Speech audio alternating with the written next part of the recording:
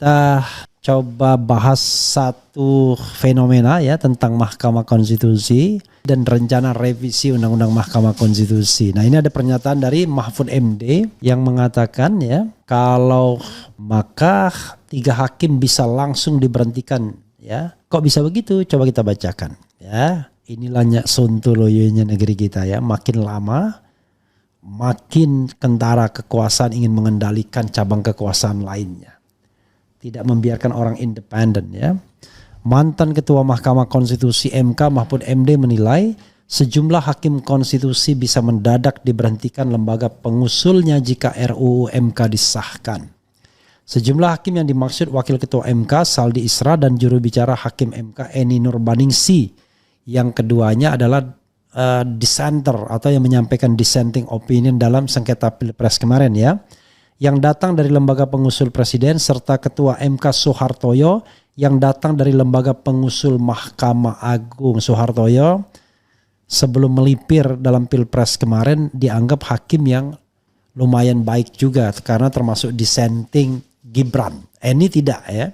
Oleh sebab itu Mahfud mengaku saat menjabat Menko Polhukam dalam kabinet pemerintahan Jokowi, dirinya menolak pembahasan RUU itu karena dikhawatirkan mengganggu independensi hakim jelang Pilpres 2024. Saya menolak pengesahan RUU MK itu terutama terkait peraturan peralihan pasal 87.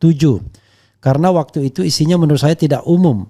Yang umum itu kalau ada aturan baru yang sudah ada itu dianggap sah sampai selesainya masa tugas, kata Mahfud dalam keterangan video yang disiarkan via fitur Reel Instagram miliknya. Nah, ini nggak konsisten juga. Ada perubahan peraturan 15 tahun, kok yang 5 tahun itu tidak diselesaikan dulu. Nah, itu juga menjadi masalah ya. Karena semua hakim konstitusi itu diangkat dengan komitmen 5 tahun. Ya kecuali pengangkatan baru ya. Ridwan Mansur dan satunya lagi Arsul Sani. Di RUU itu disebutkan dengan berlakunya undang-undang itu maka hakim MK yang sudah menjadi hakim lebih 5 tahun dan belum 10 tahun itu akan atau harus dimintakan konfirmasi ke lembaga yang mengusulkannya. Itu saya tidak setuju waktu itu karena bisa mengganggu independensi hakim MK. Pada waktu itu sedang menjelang Pilpres, Ibu ex Cawapres nomor urut 3 tersebut. Konsekuensi pemberhentian hakim secara mendadak oleh pengusulnya merujuk pada bunyi klausul pasal 23A RUU MK yang mengatur soal evaluasi hakim mahkamah. Pasal itu menyebutkan hakim mahkamah maksimal hanya bisa menjabat selama 10 tahun dan dievaluasi setiap 5 tahun. Artinya setiap 5 tahun hakim MK wajib dikembalikan ke lembaga pengusul, yaitu Presiden, DPR dan Mahkamah Agung untuk dievaluasi kembali. Ini ya sontoloyonya ya.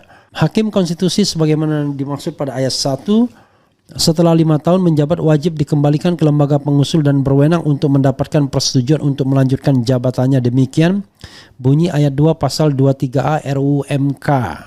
Sementara pada pasal 87 RUU MK terkait mekanisme peralihan berdampak konsekuensi bagi Saldi, Eni dan Soehartoyo untuk bisa dievaluasi sebab ketiganya sudah menjabat lebih dari 5 tahun dan kurang dari 10 tahun. Jika tidak ditarik atau diberhentikan, Soehartoyo akan memasuki masa pensiun sebagai hakim MK pada tahun depan. Sedangkan Saldi menyisakan masa jabatannya hingga 2027 dan Eni hingga 2028. Pasal 87 RUU MK menyebut hakim konstitusi yang telah menjabat selama 5 tahun dan kurang dari 10 tahun hanya dapat melanjutkan masa jabatannya terhitung sejak tanggal penetapan dirinya sebagai hakim MK dan dengan syarat disetujui lembaga pengusul. Mahfud menilai jika lembaga pengusul masing-masing itu memutuskan Saldi, Eni dan Soehartoyo tetap bekerja, maka itu bagian dari politik etis. Itu bisa menjadi politik etis bagi pemerintah untuk menunjukkan bahwa kami tidak akan memecat kok meski aturannya begitu. Meskipun saya tidak tahu perkembangan berikutnya dan berlakunya RUU MK tersebut, ujarnya. Ya. Selain 3 hakim yang disinggung Mahfud itu, 6 hakim lainnya tidak kena konsekuensi dari aturan peralihan dalam RUU MK bila disahkan jadi undang-undang. 6 hakim itu adalah Anwar Usman dan Ridwan Mansur, berasal dari lembaga pengusul MA, kemudian Daniel Yusmik dari lembaga pengusul Presiden, lalu Arif Hidayat, Arsul Sani dan Guntur Hamzah dari lembaga pengusul DPR. Pasalnya Anwar telah menjabat lebih dari 10 tahun sejak 2011 lalu dan akan pensiun 3 tahun lagi ya. Dipercepatlah kalau bisa pensiunnya ya. Arif juga sudah lebih dari 10 tahun jadi hakim sejak 2013 dan akan pensiun 2 tahun lagi. Sisanya baru menjabat sebagai hakim kurang dari 5 tahun, yakni Daniel sejak 2020, Guntur sejak November 2022, Ridwan Mansur sejak November 2023, Arsul pada awal tahun ini. Sebelumnya Panitia Kerja Panja Rancangan Undang-Undang Komisi 3 DPR diam-diam menggelar rapat pengesahan tingkat 1 dan menyepakati revisi Undang-Undang MK perubahan keempat dibawa ke tingkat 2. Revisi Undang-Undang MK kini selangkah lagi disahkan menjadi undang-undang. Sebenarnya pengesahan revisi Undang-Undang MK sempat ditunda lantaran menuai penolakan sejumlah pihak. Namun kini dilanjutkan dengan memuat pasal-pasal yang dianggap problematik. Mulai dari evaluasi hakim oleh lembaga pengusul hingga memasukkan unsur perwakilan lembaga di majelis kehormatan ya. Ini makin sableng saja menurut saya ya. Iya, Sobat Era sekalian, kalau saya sih sebenarnya senang-senang saja Saldi segera diberhentikan ya. Biar sekalian rusak MK.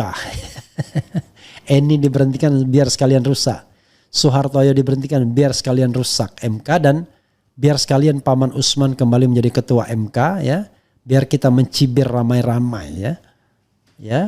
Tetapi ya masalahnya adalah kita orang yang gampang lupa. Sekarang saja misalnya orang yakin yang namanya kecurangan pemilu itu luar biasa. Tapi coba berapa banyak orang yang mulai melipir ke Prabowo, bahkan partai pengusung PKB dan Nasdem saja sudah mengakui ya bergabung dalam pemerintahan Presiden Jokowi. Jadi tanpa perasaan terluka bahwa pemilu ini curang securang-curangnya. Ya, ini yang menjadi persoalan di kita ya. Karena itu Sobat Era sekalian, hal yang harus kita pahami adalah pilihannya adalah mempertahankan orang-orang baik di MK tapi cuma minoritas, atau sekalian saja MK busuk semuanya. Ya kan? Busuk semuanya, dan kemudian lama-lama juga akan terjadi distrust terhadap Mahkamah Konstitusi, dan dengan distrust tersebut mudah-mudahan ada perubahan yang fundamental di kemudian hari. Kan pilihannya begitu. Daripada sekarang setengah-setengah. Saya termasuk yang mengkritik Saldi Isra karena sekedar dimanfaatkan dalam tanda kutip untuk menunjukkan bahwa MK itu ada demokratisasi, ada perbedaan pendapat dan lain sebagainya. Dan saya khawatir lama-lama Saldi menikmati itu sebagai teman baik ya. Saya mengkhawatirkan dia hanya dijadikan barang contoh. Ada kok demokratisasi di MK, ada kok independency of judiciary, buktinya ada yang melakukan dissenting opinion dan lain sebagainya. Tetapi yang terjadi kemarin misalnya, harusnya permohonan dikabulkan kalau Soehartoyo tidak melipir. Jadi MK itu butuh orang-orang yang punya komitmen tinggi, negarawan yang tidak bisa dipengaruhi, yang tidak takut. Tapi yang terpilih kelas-kelas kroco semua kalau saya mau jujur ya. Yang terpilih kelas-kelas kroco semua. Kelas orang-orang yang masih takut miskin, takut diancam, takut tidak punya kedudukan dan lain sebagainya.